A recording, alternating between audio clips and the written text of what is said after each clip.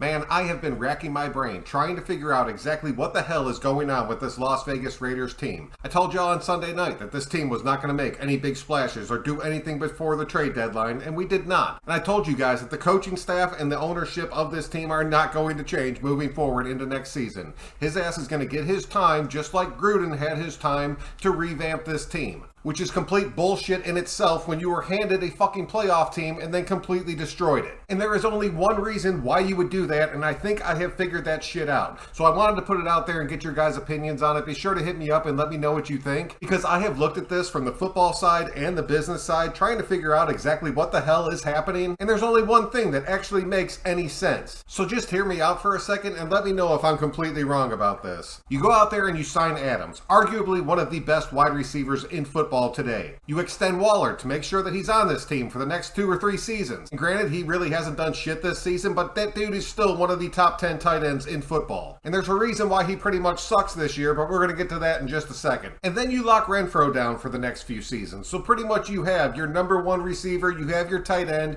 and you have your shifty slot guy locked down for the next 2 to 3 years. The only spot where the Raiders kind of fucked up so far was not taking that 5th-year option of Josh Jacobs and letting his ass be an unrestricted free agent at the end of this season. Hell, even Matt Collins has stepped up and been a solid number 2 wide receiver for us, which only leaves 2 positional groups left, that offensive line and our quarterback position. And man, I know I am going to catch a ton of shit for this, but this is what I truly believe in my heart. Josh McDaniels did not address that offensive line on purpose. Derek Carr has a clause in his contract where we can release him at the end of this season and save $110 million, plus the additional cap bonus that you get going into next season. McDaniels is tanking. He wants a reason to get rid of DC at the end of this season, be able to pocket that fucking money, move forward with his own quarterback, and then rebuild this shit completely. That's why you see Ziegler coming out there and pointing the blame at the players and not where that shit is supposed to be going. We all knew that they had a game plan coming into this. I honestly didn't think it was going to be as dirty as this shit's about to play out.